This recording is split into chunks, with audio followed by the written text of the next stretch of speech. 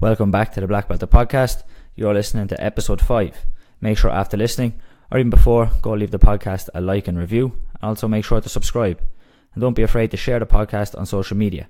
If you're looking to stay up to date with everything happening with the podcast, you can find it at the Black Belter _ on Instagram and the Black Belter on Facebook. Remember, for people who are enjoying the podcast and would like to make a small monthly donation to help cover studio costs, you can do so through the Patreon page. There'll be a link in the description, and there's also a link on the website, theblackbelter.com. Today's guest is Mr. Richie Forde. Richie has many achievements in ITF Taekwondo, highlights being a European gold in 2010, a European Cup gold in 2013, as well as being part of the team sparring team that took gold at the 2015 World Championships. Richie is also the head coach at East Cork Taekwon-Do, where as a relatively new club, they have experienced many milestones in the recent months. Today, I talked to Richie about his experiences as both a competitor and a coach, and how he would like to see Taekwondo training develop moving into the future. So, let's get into it. 4, 3, 2, 1. What's up, Richie? Jimmy. Thanks a million for doing it. Thanks for having me on. Like I've started all the other podcasts, we'll start with how did you start Taekwondo and why? Any particular reason? Well, at the beginning it was just basically because when I was younger I was kind of like quiet and whatever, and the parents were like, right, we need to get him into something. Kind of like, I suppose, toughen him up or whatever was the attitude. And it was karate that I actually went to look at in the first, you know? Yeah. I remember going down to a karate club when I was young. I was about 7 maybe, and we went upstairs and there was a load of black belt senior class obviously, and there was loads of shouting going on, and I was like, alright, I'm not a big fan of this here. I said it to my dad, right? And he was just like, oh, go on, just give it a try, whatever. And I was like, no, I'm not a fan of this. Let's try something else, whatever.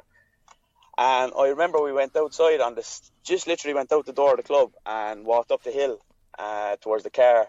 And I remember there was a friend of my dad's just walking down the hill at the same time.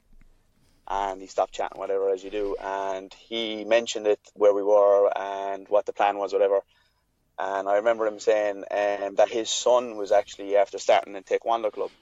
And it was actually based in the school that I was in. So because I kind of knew that, because I knew him then, you know, I was like, right, at least I know somebody here. Yeah. That's big. Yeah, and then that was it really. And you know the way it is for kids, like even at the moment now, like in the club that I have, whatever, like when kids come in first, they're always just shy and nervous, and all they want is just something they can latch onto for a bit of comfort, you know what I mean? Yeah. And just having that person that you already knew is a massive thing, like. It helps so much when they come into the club and they just, the first thing they see is somebody from school or something, like, oh, I know this guy. It's like they're straight in, like they'll start running around playing chase or whatever. There's nothing worse than when they're there all kind of sheepish and they're kind of trying to go, oh, come on onto the floor. And it's actually funny, last week I remember the kid came in and he was like, oh, this guy is from my school, and he got so excited, like as if he's never seen the guy outside of the classroom before, you know what I mean? Yeah, I had that just this week. I had a couple of new kids started. One kid knew, I think, 2 or 3 people in the class and was straight in, like as if he'd been there the last 6 months. And I had another kid come in and was just like, barely got the shoes and socks off and didn't want to step on the floor at all. But you know what, I do think as well though, the parents being there is actually a thing as well. Like the longer the parents stay, the longer the kid will be kind of nervous and more willing to jump to that. Big time. You know, if you give him a bit of tough love and just send him in the door and say, right, I'm off, I'll collect you in an hour. I think that's probably the best approach. Because actually, when I think back now of when I started, there was no parents actually waited in the club. It was all, they were waited outside the hall and we'd all go in and that was it. And it's probably, looking back now, it probably is the best way to just literally just try in the deep end. I was only talking to Adrian about this yesterday, like that. Like the kid who was scared to come onto the floor, her mum was saying, oh, I don't think I'll stay the next night. I think I'll tip away. And like she'll have to crack on then. And like I had a kid a couple of months ago when he started back in September. Like anytime I just said something like get a partner, because we were going to maybe do a bit of a sparring game or something, he'd get all shy, like, because he had to go and find a partner. But now when a couple of new kids started and he was no longer the new kid, and that now he's crazy, like, you know, he's stuck in, like, he's actually a personality in the class as well now. Personality, exactly. You know, I suppose it's easier as well when kids join in, we say, like September, the big months where a lot of people would join a new sport. Because obviously they're not the only kid that's brand new, you know what I mean? I think that actually makes a bit of a difference as well. Yeah, but I suppose it's always a thing, isn't it? When nobody wants to be the new kid. That's it, yeah. How did you find then competing as a colour belt? Anything stand out as when you kind of first started? Any memories? I remember it was my first tournament. Like back then, it was a bit more kind of I suppose not as well organised. I suppose I remember my very first tournament. I was competing. I was a white belt, obviously, and I was competing against people who are like blue and red belts. Yeah. Who have been training for a good few years, you know. And I remember my very first one. I got to the final. It was a 25th anniversary GTF tournament in Cork, and I remember I got a silver medal in my very first tournament, and beaten by actually Matthew Troy. You know Matthew. Yeah. So that was the very, very first one, and after that, then it kind of sprung from there. There was a couple of like inter clubs and whatever, and then when I was around maybe 11, I started travelling up and down the country, mostly to Dublin back then, to go to tournaments. And to be honest, back then I was just literally just a brawler. Yeah. It's kind of like that way as well when you see some kids today, like they can just literally use just like their brute strength and push people back and kind of bully them a little bit. Not much skill involved, you know what I mean? Yeah, not too intelligent. That was kind of how I picked up the medals really as a kid. And it's kind of strange really, because you know my sparring style is kind of not really like that now. Yeah, you prefer the more like tag game, bit of more playful style. Yeah, I try to just feel loose and maybe like counter style. Like I love countering. Like I just love playing and maybe like just someone pulling a shot and just pulling off it and scoring a nice shot of my own. That's what I love doing the most. And it's kind of strange because like I was never like that as a kid. Yeah. So along the way maybe it's a mixture of maybe the personality changing and also maybe a mixture of just becoming a little bit more skillful, because as I said back when I was a kid, obviously it was just gung-ho, not much skill involved, you know what I mean? Well, there was definitely a personality change, because you said you only started because you were shy, and you're definitely not shy now. Yeah. But it's kind of weird because like, I suppose, when I started I would be shy, and that was kind of the reason. That's actually a good point. I never even thought of that. Yeah. Would you have done patterns much? Or would you have put much care into the patterns? Or was it all sparring? I would have tried just as hard in patterns, but like, I was just let them. Black belt before I got any medal in patterns. It's probably black belt before I even won a round in patterns, to be honest. Jesus. Got a European silver then? Yeah, I ended up getting it. You know what? It's funny because there was a run there. I went 7 tournaments in a row of getting a silver medal in patterns, and they kind of went from European Cup to a Ski On Open, which is like a very local tournament in Cork. You know what I mean? So like you're going from second in Europe to second in like a very local tournament. Yeah. It was just like a string of 7 tournaments in a row. I remember I just got silver medal, one after the other. It was kind of crazy. Yeah. And then you give them up altogether. Yeah. I really do think that it is difficult to do both at a decent level, especially senior. I think junior you can get away with it a bit more, but I think at senior you really the focus. Like there's like when you think about it, who are the people who are really excelling in both? Yeah, it's becoming less and less. Yeah, you have Sylvia from Italy really, and there's no one else that springs to mind besides that really. Yeah, that's true. Yeah, like even there's no males really doing really successful across both of them, is there? Yeah, like Maxime Boujol is probably one of the few. But he was solid. Yeah, I can't really think of many others besides that. I think you like realistically you need to be focusing on one, because it just takes so much time to prepare for just one event. Never mind all of them. Yeah, to multi-event, it's very hard, especially if you're going to be on team patterns then as well. You need to spend the time on the team patterns. You're trying to put in time yourself with individual sparring, and then trying to put in time then for individual patterns. It's a lot to be doing. Yeah. And I remember, do you know what though? It's good to do that as a junior, I think, because it puts you into a lot of different situations, and it kind of makes you learn a bit quicker you know, the more you get on the mats, the better it actually is. Like, because I remember my first championships as a black belt was 2007 in Slovakia, and I literally entered every event. Now, we had a very small team. It was like when Ireland were just kind of coming through. Yeah.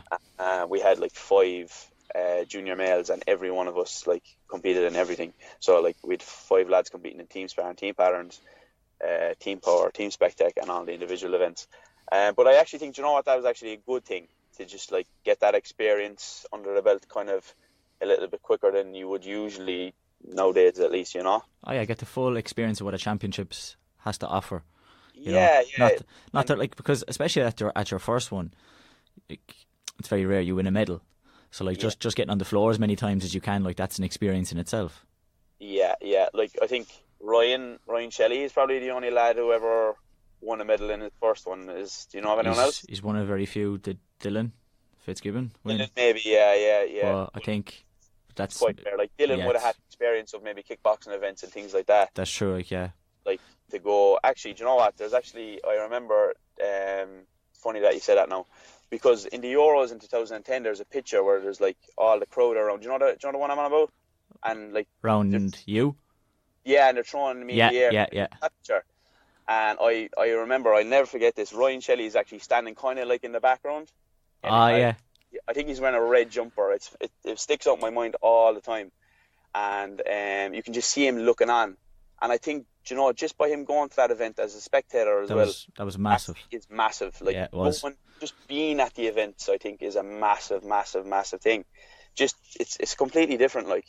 Yeah, but like that, your first time competing at one, you get on the floor, but really you're kind of just taking in what's going on around you. You're just you see what needs to be done. You see who's winning and how good they are and what they do, that what works for them, and you kind of go away and learn from that. He had that without ever actually stepping on the mats, so like he kind of got the same kind of experience. So I think I definitely think that was massive for him. That's the thing. I remember my first one. I literally just the first time we walked into the stadium, I just sat in the seat where the team was or whatever, put the bag down, and I just sat there for maybe an hour and a half, just looking around. And you kind of just taken back by the whole thing, you know what I mean? It's what have you got yourself into? Yeah. Exactly. This is not Neptune Stadium or Little Island. No, big difference. Especially, you know, like as I said, I only would have just got my black belt the December before, I would imagine. 2006 exactly. Yeah. So like, it's literally like a big learning curve there between transitioning from a colour belt to a black belt.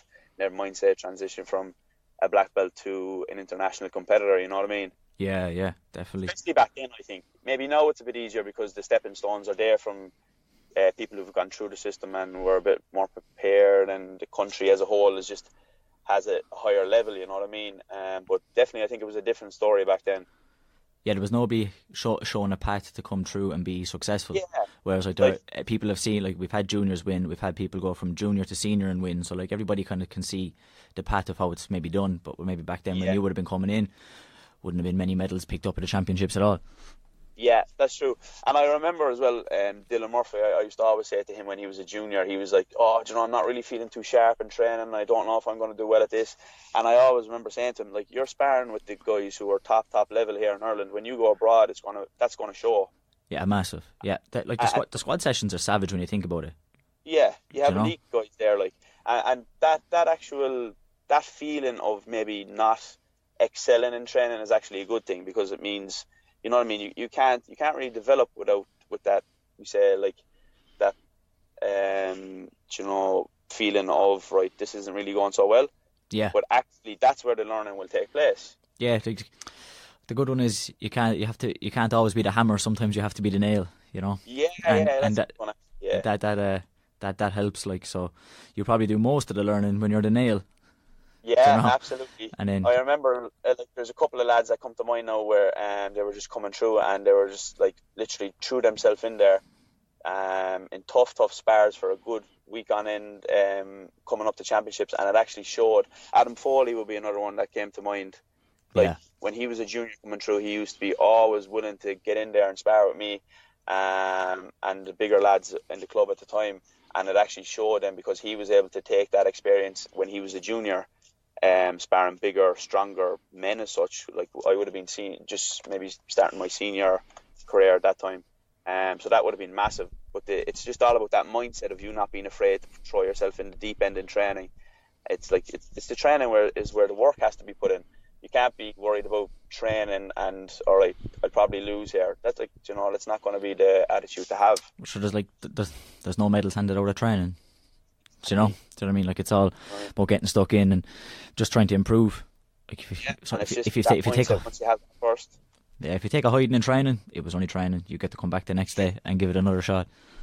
Exactly, and I don't know anybody who's not really had to go through that. We say like stepping stone of getting a few hidings or whatever for a couple of months and then going through that and then developing. It's really it is the way to go as such. Like, yeah, you want to get better. Like, how many times you see the person first time out, like on the team, like first time at the squads, is like getting a hard time of it, but come just 6 months later for their second campaign, second run of squads are like 10 times better.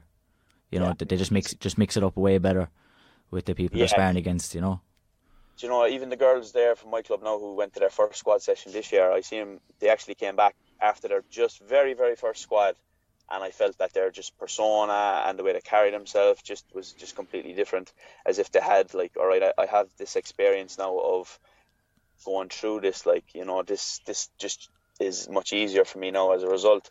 It's not really that's a step down or anything, but it's, you know, when you put yourself in those difficult situations, anything that's normal as opposed to that then is just going to be much easier, you know what I mean? Yeah, but a bit of a personal that level. Yeah, a bit of personal, like maybe validation, kind of like, well, I'm some bit decent, you know. That, like, you know, exactly. I can mix it with the best people at the national team, on the national team. So coming back to the club is like, sure, it feels like a step down, like, but it gives you more confidence then in training to improve. Definitely, as I said, it's just raising your baseline, because previously your baseline was always the club, and now you want the squad, so there's another level for you to reach towards. You know what I mean? So it's definitely a good thing to do, and go through that if you want to make it to the top. Yeah, and like you had a couple of championships where you didn't win at all. Yeah. And then you kind of all turned around then in 2010 where you managed to go on and win gold. Well, never mind say win a championship. So I never even won a round up until then. So I went some step up. Yeah, 2007, 2008. Went European Cup 2009, a few more tournaments, World Cup 2008, a couple of tournaments there, and literally lost first round every time. Then I went away 2010, and I'll always remember, actually, we were in the airport leaving, you know, and as Mr. Cooley used to do back in the day, you jump on the scales in the airport and check where you're at, whatever. Yeah. And at the time I was fighting plus 70 kilos. And he goes, right, you just check your weight. And I stepped up, and I was, I think it was like 71, 72 kilos or something. And he went mad. He was like, oh my God, you could have done really well in the minus 70 division. You could have won that. It would have suited you so well. And it was funny, like, because when you look back now and end up winning the plus 70 division, you still went like, to more. Know, yeah. Yeah. And some tough fights as well, like. Yeah, them lads were monsters, to be fair. But it did, like, even now, really, like, fighting in plus 85 as a senior and fighting plus 70 then as a junior, I think that division suited me, because as I said earlier, like, in that kind of like countering style and being a little bit more nimble, a bit faster, I think it did really suit the style that I had. Yeah, that playful style. Know? Yeah. Just chilling. Yeah, just chilling, exactly. Just moving around, sussing it out, and just leaving it flow, really. And I think it like, the bigger lads obviously just aren't as agile, and I think it kind of did play into my favour a little bit, especially in that 2010 event in Sweden. Like, the lads were like 6 foot. I remember the quarterfinal against Hungary. He was at least 6'5". He was massive. They were all monsters, like. Yeah, the Finnish guy, Kalle, who's now like massively into power. He's walking around at about 130 kilos, I'd imagine. Like, he was massive as well. He was a good 6'4" anyway, I would imagine. You know what I mean?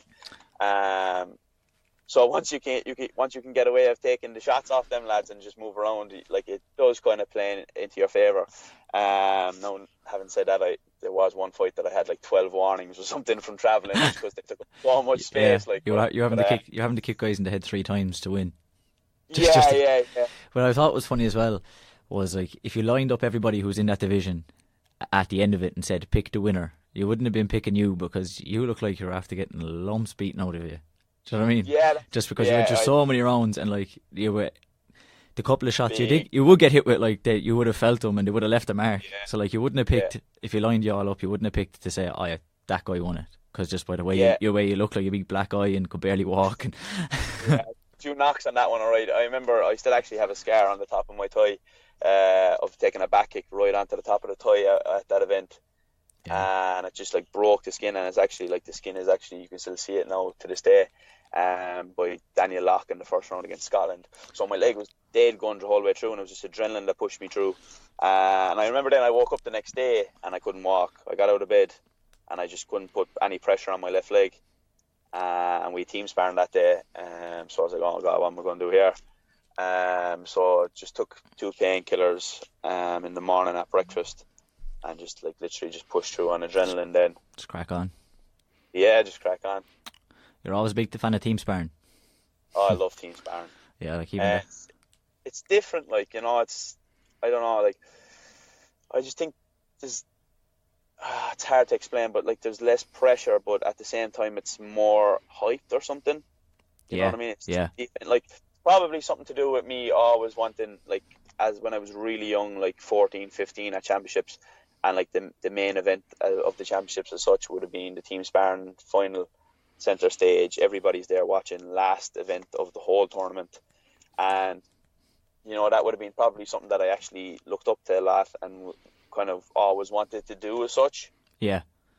So I was just saying to Hong, like, in the last podcast, that there is something different maybe about, there's like not a bigger deal, but there's more eyes on the final of the team sparring. Yeah. Like individual, it kind of very much depends on who's in what final, and you know, not everybody from every country will watch it. If you don't have somebody from your country in the final, you might just tip away back to the hotel or whatever.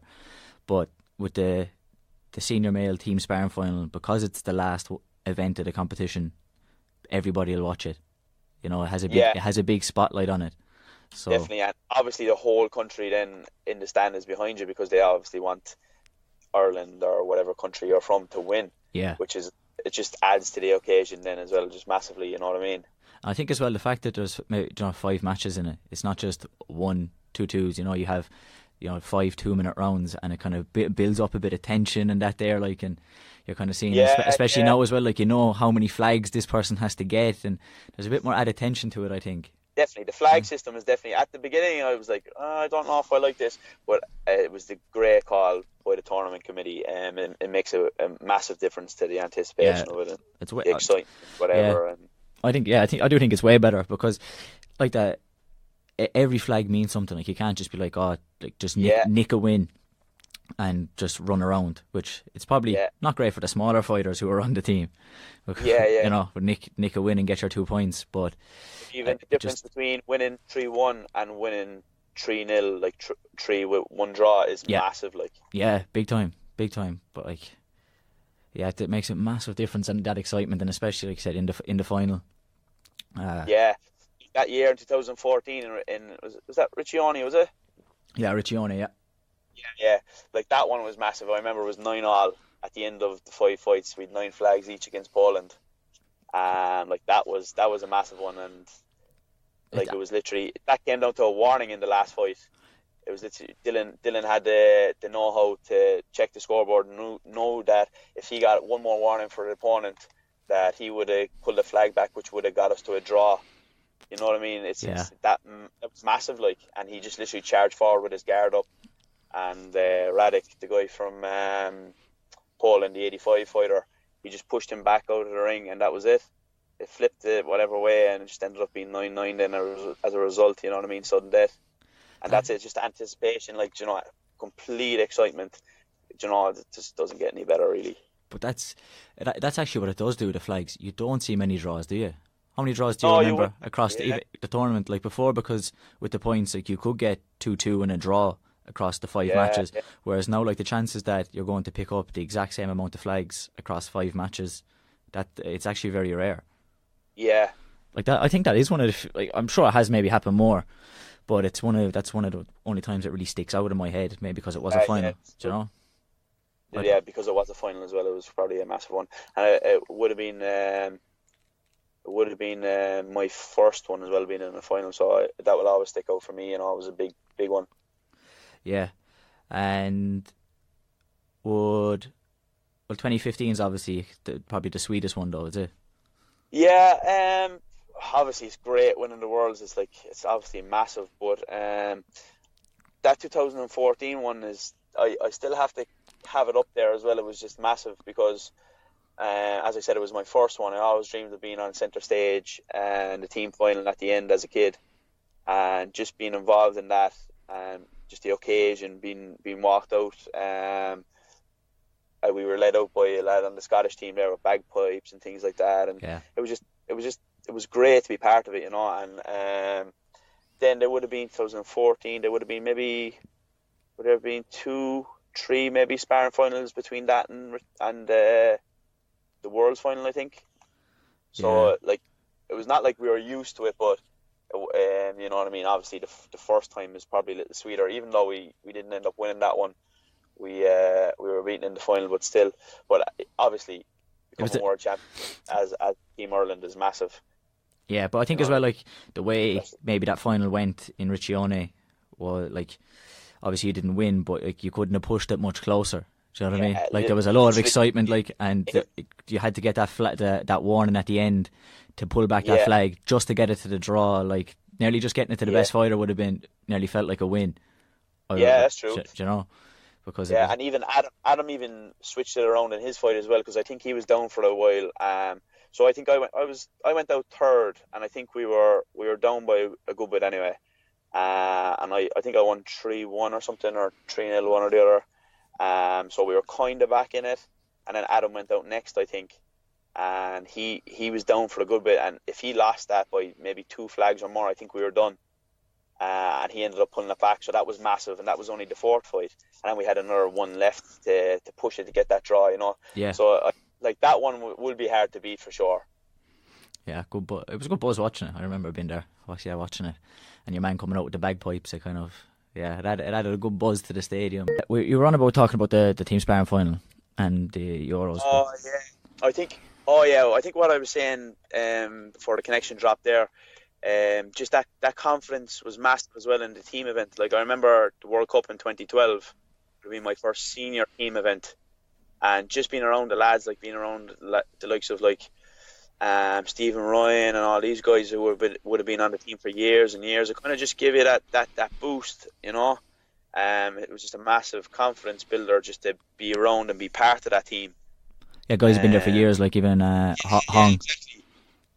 Like guys you'd be proud to go to battle with, kind of thing, you know what I mean? They've been there, they've done that, and I think that was actually a massive thing as well, just in the team to give you that little bit of extra confidence. And as well, I remember like in the individual event, I was disappointed. I was hoping to do well that year, and I was beaten by a German guy, and I ended up beating him then in the team sparring the next day. So that as well just gave me that little bit of confidence, you know what I mean? And in that Richie Forde team event, just to push forward, and it just ended up being one of those great ones, you know. Yeah. And, unfortunately, we lost out. It'll always be one that I'll remember. Yeah, but as it was, me and Hong spoke about it, was that no matter, even if individual sometimes goes poor, if you do well in a team event, like if you take nearly any medal, whether it be, and even if it's the patterns or sparring or patterns, if you even take a bronze, like that just changes your memory on that competition so much. Yeah, definitely. Like it just turns it around. Like you have a good memory, like you have a great memory in your mind of that tournament, as opposed to like you don't even remember like individual went shite, like, you know. Yeah, that's a good point. You know? If I wasn't in that team event, it probably would have been one of the worst events I've been to, and I would have been, you know, like, let's forget about that one ASAP, you know what I mean? Yeah. But as you said, that's a good point. It just changes it around completely, like. And moving on just a little bit. What made you open the club? When did you open the club? Let me see. Would have been maybe 2000, late 2013, 14 maybe. Yeah. Around that time, I think. So yeah, it was always a dream of mine, really, because ever since I suppose since I was a black belt, it was always kind of in my mind to have my own club, and it would be great. And in the club that I started out in, I was doing a little bit of instructing there and coaching and instructing or assisting, and that kind of just gave me the push to kind of go on and maybe do my own thing, Yeah.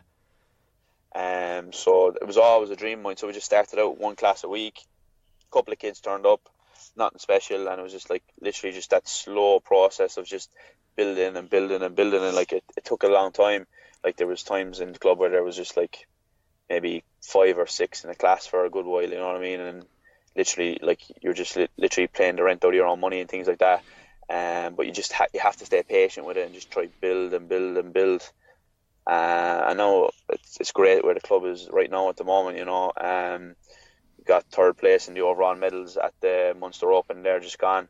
Yeah, that was unreal, because relatively new club in terms of at that scale, like. Definitely, because you've got some real experienced clubs there who've been around like over 20 years, like. So to be up there to compete with those was massive. I wasn't really expecting it, to be honest. You know what I mean? So like hats off to the lads. They were outstanding, like, you know what I mean? And I just think the culture that we've built is just really, really good in terms of that. Like, it's just people in the club are just fantastic. Like, I literally couldn't fault them, like, you know what I mean? It's a great environment to be in, and it's just fantastic at the moment. Like, everything is going great. And I was actually only last weekend I was talking to Adrian about it, and I was like, eventually there's going to be some sort of a lull. It's just natural. It's going to happen. You know what I mean? It's just that we're such a relatively new club that it's just all rosy in the garden at the moment. Like, you know what I mean? So long may that continue anyway. It's how do you keep that going? Like, yeah. But it's great to see. It's great to see, like you said, a relatively new club, a different club coming in and stepping in there onto the top of the medals table. Because it gets a bit stale after. Well, like, it's nearly always River Valley are nearly always number one, like, because that's just their club is fairness. In fairness, is just savage for the consistency. Like Cork, then like with Mr. Buckley, like they're always up near the top. Like, so then to see a new one come in then 3rd is I love seeing that. Yeah, and especially when it's a buddy as well, yeah, you can't go wrong. So no, it was great. As I said, like, to be up there with those coaches who have like built strong clubs over years and years and years. It was massive for me. You know what I mean? Something that I'm really proud of. Proud of all the lads that were involved in that as well. You know what I mean?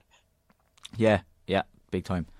And like, I know you're obviously a big kind of advocate, like, for using games in the club, like, to learn and to teach like fundamental movements, fundamental skills. Was it always been like that? Were you like that when you started from the very beginning, or was that kind of something that you just kind of thought to make it more enjoyable? Maybe like when you said you only had 5 or 6 in a class, and it's kind of, if you were just to straight up stick them in lines and teach them technical stuff, that could be a bit boring. So you had to kind of spice it up a bit.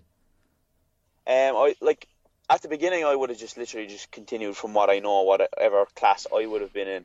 I literally would have just been copying that, and as you go, you kind of just adjust it, tweak it a little bit here and there, and before you know it, you kind of have your own system or whatever. But I was always kind of like creative in terms of like thinking up of, right, here's an exercise here now, and if I did this and this, then it would go a different way, you know what I mean? And I was always like thinking, and how could I change this to suit this, and taking things from other sports and things like that. And then eventually it just turned into like, I had like loads of things that people were interested in, and they're like, oh, that's really cool. I was like, yeah, I didn't even think that like that was different or anything. It was just something that we kind of like changed one day, and then maybe somebody said, what about this, and then it just kind of like spirals that way, you know what I mean? Yeah, somebody they develop out the game. Yeah, exactly. But just going back to games, I think there's a massive misunderstanding with coaches, I think, and what a game is. Like, I think, do you know what? Like, in an ideal world, you should really change the name game of the approach that we use.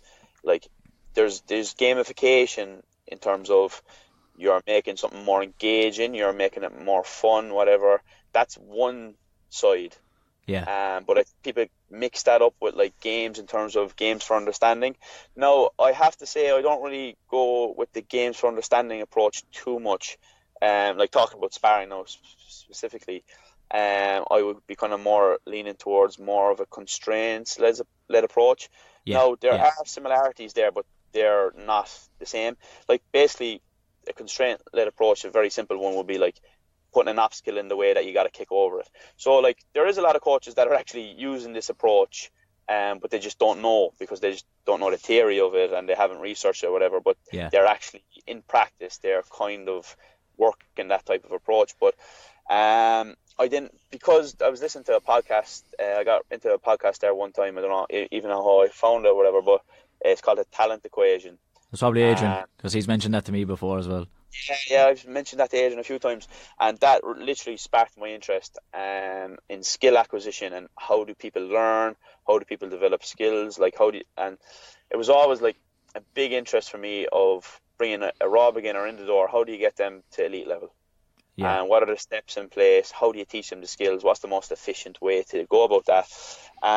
So that was always on my mind, and I was always researching it in my own spare time or whatever. And then I just kind of like tweaked a few things, and I noticed then there was nothing really there in terms of martial arts for that type of approach. Like there was a lot of people who were just, hitting pads and then expecting that to translate naturally into sparring. Yeah. Which if you think about it, like any combination or whatever, of course you're working technique, but if you just hit pads and you expect that to just like, all right, we're doing so well here now of hitting psychic on the gloves and following it in with, I don't know, like a blitz or whatever.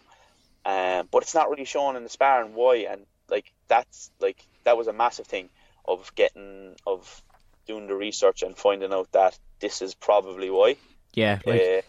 You need to have a lot of like decision making and game speed, and then that's the thing. Then you see people think games and they think, oh, let's gamify like a game of tag.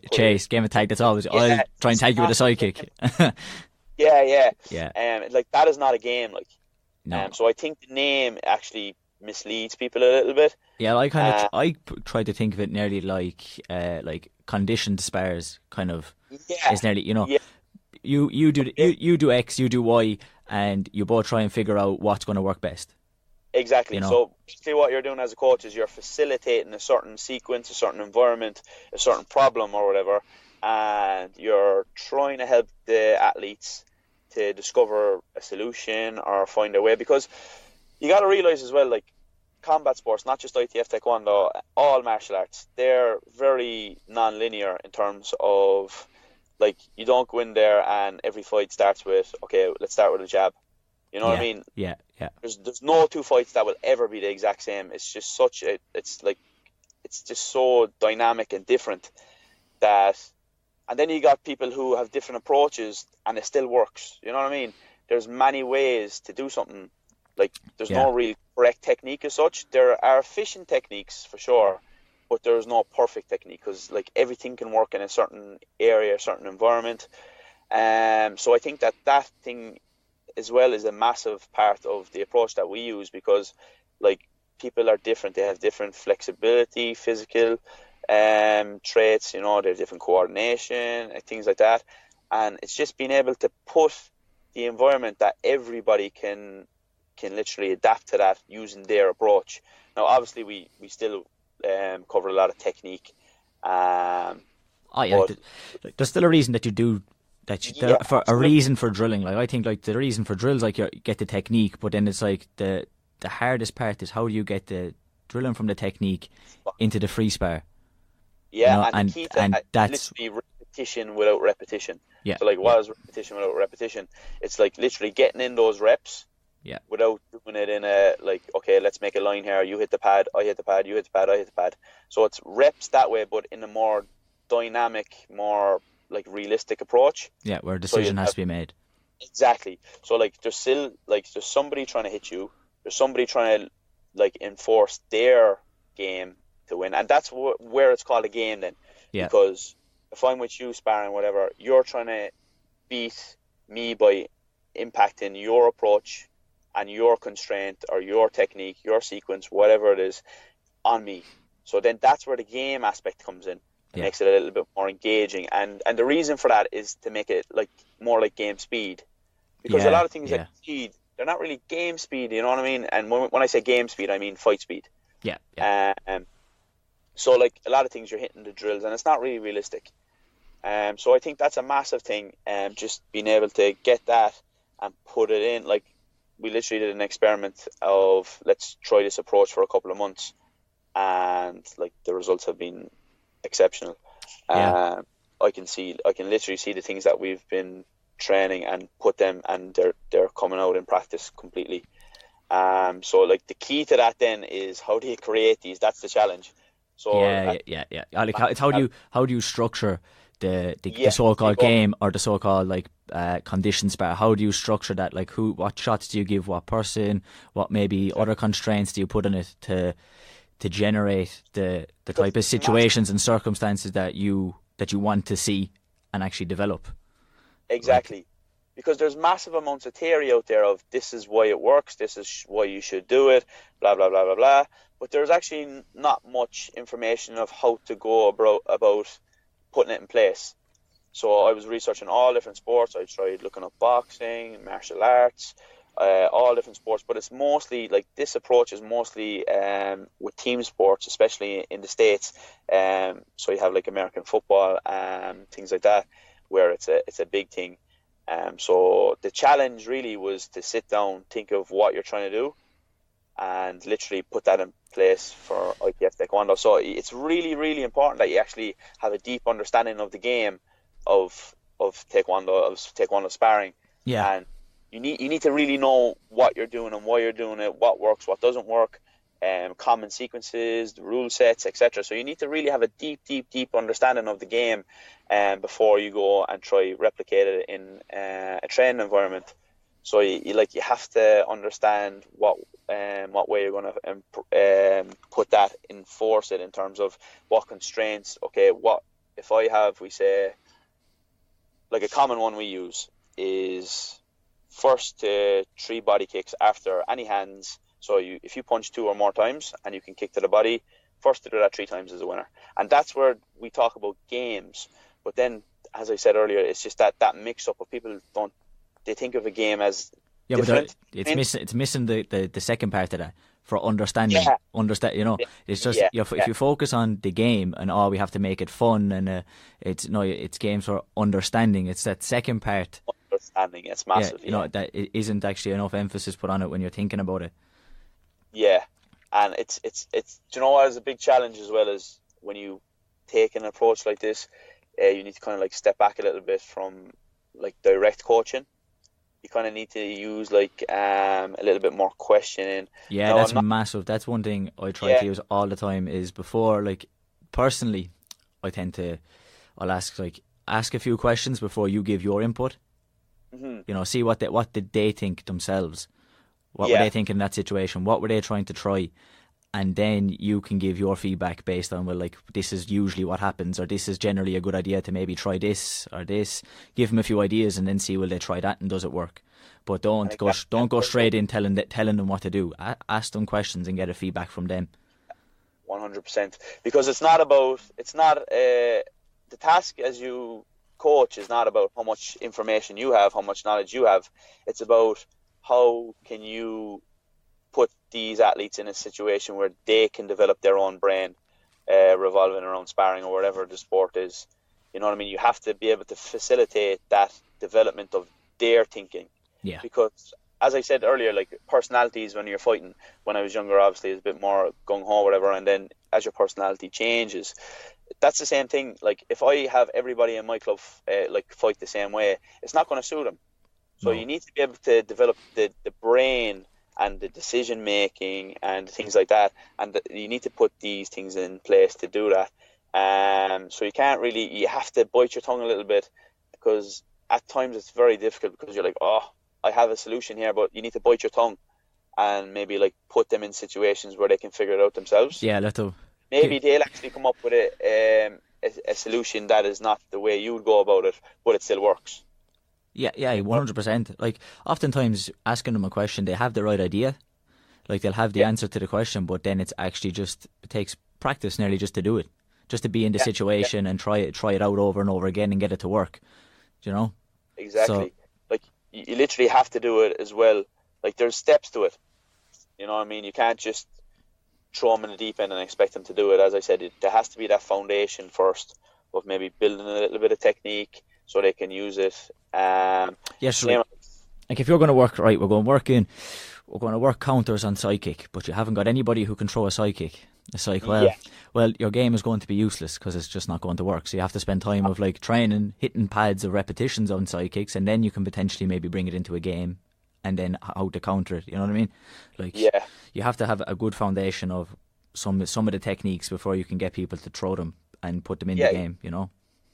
You need to have a bit of a base there. Yeah. But it's interesting then, because like if you flip that around onto the more, we call it the advanced level, like there are certain things that are kind of like, well, we wouldn't really do this usually because it's not efficient, and so, you know what I mean? There are techniques that you say, right, there's an unwritten rule that you wouldn't really throw this because this will happen usually. So then that comes into play as well, where there is a rhythm to it. There's like sequences that like happen so often that when you actually break it up and do the thing that is considered a poor technique, it actually ends up working. Yeah, like a massive example is like a foot-to-foot side kick. Yeah, like big, you would big. teach the kid or a beginner to do that, because if literally they'll just get closed down every time with the hands, because people will see the step. But then when you flip that around, because everybody is trained not to do that, and everybody picks up the knee and drives forward, lifts and shifts forward every time they throw a side kick, when the brain sees a foot-to-foot side kick, it's different. You know, the brain is not tuned into this movement pattern, because we've been seeing subconsciously these shots have been ingrained in our motor patterns over years and years and years of sparring. It's not normal, you know. And then because you see guys who are actually landing foot-to-foot side kicks, you're like, whoa, like, how? But that's that's it, like. Yeah, and that's like a specific kind of maybe skill or situation. Like I think like with beginners, I think you can split it up into two. Like you have maybe general kind of skills or techniques, and then you have maybe more specific skills or situations. And I think with beginners, you spend a lot more time on the general ones and putting the general ones into games. But then I think like that, as you start to get to the more advanced level, you can really kind of niche it down to like a specific kind of situation of like that, a foot-to-foot. Or maybe like if you are having a game of, right, you're stuck on the edge or you're stuck in the corner, and how you're going to get out, like you can spend, you know, you can kind of break that down into a bit of a game there. Yeah. Like, you're not like if you... And it's not even just like, all right, here you are, you're in the corner, I'm not, off you go. It's not really that either, because you need to really facilitate it a little bit more to have it a little bit more engaging. And because I've been in that situation where I've done that myself. I've been in like training in those kind of environments where people have a decent understanding of the approach, but they're just missing that final piece for it to be, you know, that little bit extra. And that's kind of like what we're trying to push through then with the TKD Coach Academy at the moment. Just literally just trying to get that through of the little bit of misunderstanding that is there generally, you know what I mean? Yeah, and was it really you just tried it in the club there for a little period of time and it kind of just started to work? Yeah, pretty much. So I just started out with one game, started becoming, right, I can see things are kind of flowing from this. Let's sit down, think of another one, and then they start to develop from themselves. So now we're actually at a situation where the athletes in my club are so in tune with this, as they can actually come up with their own situations, their own games, and you'd be surprised, like if you give them the rope to actually go away and do that, they can actually come up with more creative situations than you've ever thought of. Yeah. Because of, as I said, that knowledge of the game that you have in your head is so ingrained, and this works, this doesn't work. Sometimes you become a little bit, I wouldn't say closed-minded, but you have your own set ways. Yeah, definitely, obviously, yeah. As experience, they actually can come up with some more creative opportunities, you know what I mean, as a result. Yeah, like Adrian has used that kind of approach for years. And I remember kind of a lot of the time when I would have been maybe colour belt or just into black belt, like I'd be a bit like, oh Jesus, can we just go and spar? Like, can we just free spar? You know? Yeah. And I would have just been like, oh, like Jesus, condition it. We never free spar. But then it's like you see, as I progressed, and I started seeing the benefit of it, of how that situation that we had in training the other day, it's coming up in the spar and it's working. I have the right answer. And then you start to see it as I got more into coaching. I started to see there's a real benefit to it, and Absolutely. That's kind of mad. Like I would have just been like, "Oh, this is a lot of rubbish" before, but and that's has developed. Earlier, but having that little bit of the final piece of the puzzle, because like literally, if you walked into my club now and you've seen this approach going, there's just an ice cream van passing outside my house, so you might pick it there, right? So as I was saying, so that just final piece of the puzzle is so important, because if you walked into a club or my club any night and you just seen this going on, you'd say, right, this is just normal sparring. Yeah. And that's the point. It's meant to look like normal sparring, because then when it translates much more fluidly. You know what I mean? And you got to have it as similar as possible, with just maybe you're just maybe constraining certain things you can and can't do for certain situations and sequences to appear more often, basically. Yeah. So it's a little bit more, as you said, conditioned. So you're really specifically honing in on a certain area or thing you want to improve on, a thing you want to adjust or whatever. You know what I mean? Yeah, but like I even think as well, it's not really a new thing. Like if you think about it for other sports, we'll just say soccer, right? Yeah. Like when you go out and play soccer with your mates when you were younger, like that was basically nearly like the same idea as a game for understanding, whether it was like, a game of World Cup, a game of heads and volleys or something like that. Or you think of going to hurling training and you played backs and forwards or something like that. It's kind of essentially the same, that kind of idea. Like there was kind of some constraints. You might have come up with even, you maybe came up with some teams yourself. Like heads and volleys there, nearly every group of kids probably had a little twist on it themselves, of their own little rule on. A flick is worth 5, or a header is worth 2, or all this. Like you came up with it yourself, and that helped you improve your skills. Like you didn't even feel like it never felt like training, because you were just outside with your buddies and a ball. But I think it's because of the environment that we train in, where it tends to be in a hall, and it's just, it doesn't kind of translate like that. Like you're not just going to go out with your mates, throw on a set of hand pads and foot pads and come up with a game. Do you know what I mean? So like, but you're basically as a coach kind of trying to replicate those situations or replicate that environment in the club. Literally trying to just facilitate that. That's actually funny, because I haven't really thought of that, but that is literally what you're doing. That's it. Like it's just that is it. That's why I kind of think of it. It's just, and I think that's maybe even why you said that. A lot of times the kids come up with better themselves. Yeah. The same way you would if you were out kicking a ball or just knocking about. Yeah, but like as you were saying, like it's not a new thing, because like if it's actually funny how like the social medias differ, like, because if there's no information on this stuff, well, I wouldn't say no, but there's very little information on this type of training approach, or whatever you want to call it, on Instagram. There's very little of it on Facebook. You literally have to you need to know where you're looking to find it on Google. But then on Twitter, once you can find one person who's talking about this, it just leads you down so many paths. It's the conversation about this type of training on Twitter is absolutely massive. So like the information is there for everybody if they just put in the time. But the problem is then you need to be creative in your approach, and how do you create these specifically for the sport that you want, specifically for the like style of sparring or combat or whatever you're talking about that you want to have. So that's where the tricky part comes in. Like the theory is there, and it's been around for years and years and years. There's been different names, different ways of. It's just not mainstream, like. Yeah, it's just not mainstream yet. But the challenge definitely is for combat sports of just being creative enough to come up with these situations and environments that actually will benefit in the sparring ring or whatever you're talking about. You know what I mean? Yeah. Because it's there for other sports, just not for combat yet, because it's such a traditional thing, martial arts, that it's still seen as, right, the only way that you can get better at sparring or fighting or whatever you're doing is hitting pads.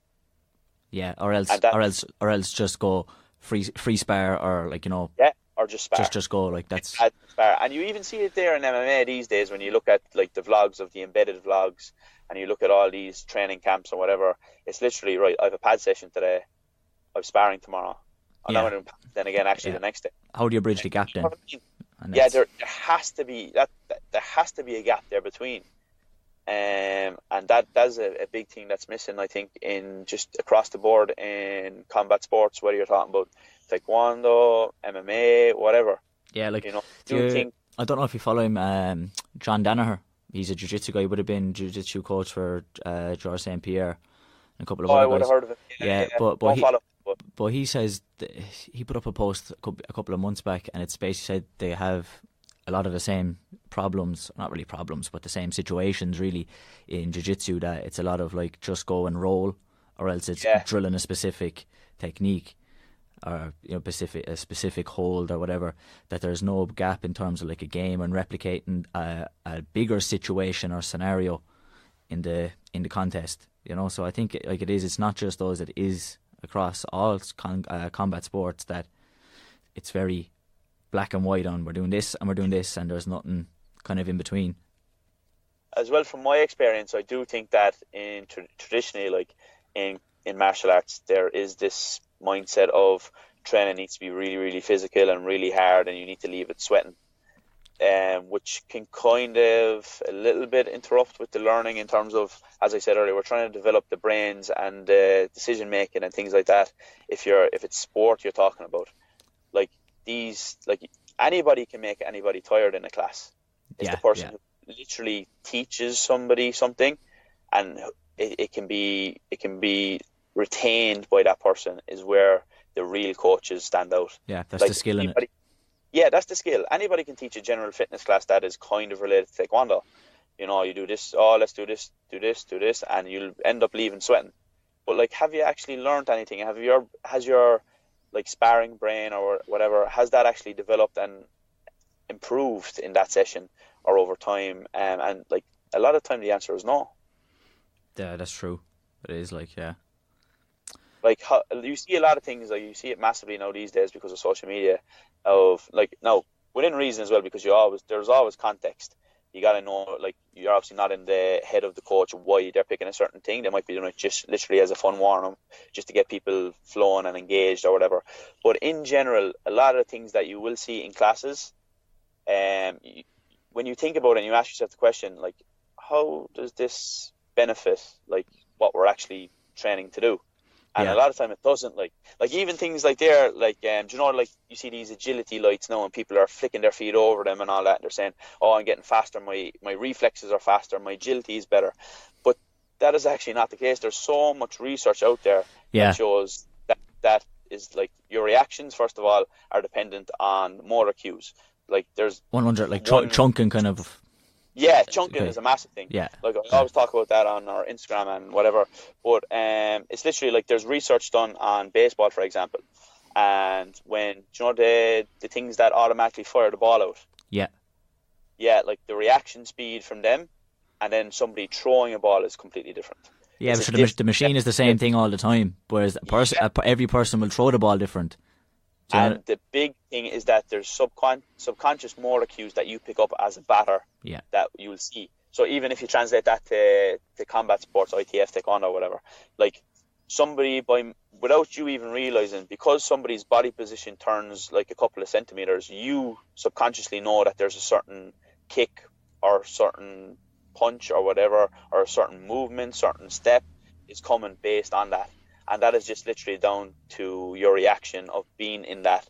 And that, again, relates back to that bridging the gap. Because you've been in that environment so much where you see things happen subconsciously, your motor cues will develop in your brain, and it just gets stronger and stronger and stronger and stronger. And that is a massive thing as well, you know what I mean? Yeah. Well, I think that's even, like, it was back a couple of months ago, I was seeing lots of people, I saw, can't remember who it was. They were doing the drills where they were kind of dropping off pads and then straight away into kicking. And it's like, and then all of a sudden I started seeing loads of videos of people doing that. And it's kind of like, well, yeah, definitely there's a benefit to that. Like, they're not saying there's anything wrong with doing that, but what I would ask, like, what I would think is, like, did you put that into your training because maybe you saw it someplace else, or Yeah. is that in there because it was part of the overall training program? Do you know? And I think the same sometimes even with resistance bands or the cords. Is like, is that part of a program of like that training, or did you just turn up that day and decide, do you know what, I'll use a resistant band today, or I'll jump off a pad today? It's like that then has no relevance to getting you better at all, because like one session on its own doesn't make a difference. Like, do you know, sometimes I wonder that it's like, is there actually a thought process behind that, like you were saying, or is it just, I saw this on Instagram, I'll try that now this evening and we'll see how it goes? But like, as I said, two things on that. Like, obviously context is important, because sometimes even myself, I'm a little bit conscious of, right, I'm putting this up, but yet I'm not preaching, but I'm saying this is the way to go, maybe. Yeah. And yet I just put up a thing, but there has to be context. There has to be, as you said, a step-by-step program of why you're doing that. So once you understand that, then that's okay. But like, there is you need to kind of reverse engineer as such. Like, what is the finished product that you want, and then you need to work backwards and put the steps in place to get that. You can't just say, right, this looks good, let's put this in play, and hopefully it will end up my athletes being better at this, this, and this. That's not really how you do it. You have to reverse engineer and go backwards. So you want an athlete that is like X, Y, and Z. How do you put the steps in place to get that? Not, if I do this, the answer will be this. Do you get me? Yeah, 100%. I get you. Yeah. Like, it's kind of complicated, but basically, like, people are just hoping that if you do an agility drill, the overall agility will be better, which is not the case. You have to like have the retention and like, as such, has to be translated into that specific event. Yeah. Like, general agility or whatever isn't gonna, like, if you can do 25 somersaults in gymnastics, it doesn't mean that you're going to be able to be very good at moving around the ring in Taekwondo. Yeah, it's specificity of adaptation, I think, is kind of what it's called, isn't it? And so, kind of just linking that back into maybe the TKD Coach Academy, that's kind of some of the stuff that you're working on there, isn't it? Yeah, so like, basically that's just the kind of, ever since I started coaching, even when I was like an assistant coach, I always kind of like had I always wanted to create like a database of all the exercises I thought up of and things like that. Yeah. So I've had so many through the years. I had a notebook, I've had the notes app on my phone, I've had websites that I just had access to myself. I've done loads of ways, and then literally, like, that was kind of like how it all came together. So I decided to maybe post some of them on Instagram, just for myself, just to be able to have a little bit of a library or whatever. And that was kind of the initial idea. And then people started giving feedback, and they're like, "Whoa, this is really cool." And people started being a bit positive towards it. And then Adrian approached me one day, and he was basically saying, you know, what you're doing is fantastic. There's not really many people out there who are focusing on the coaching. All Instagram seems to be just performance based. Yeah. Putting up videos of, right, scoring a great shot, a picture of a great kick landing, whatever. But everyone's focused on the performance. There's no one really focused on content that revolves coaching as such. Now, there are other platforms out there, but it's kind of different setup as such. We decided to maybe join forces there together, because, as you said, I always knew from the national team that that was his kind of mindset anyway, especially with background in sports science and things like that. So that's kind of where it stemmed from. So basically, we're just trying to help people to bridge the gap, as you said there earlier, between that theory and actual putting it into practice, because that's actually somewhere that we've put a lot of time into ourselves. That has literally come from lots of reading, lots of research. So we just decided to maybe like package it together specifically for ITF Taekwondo and basically see what people think of it.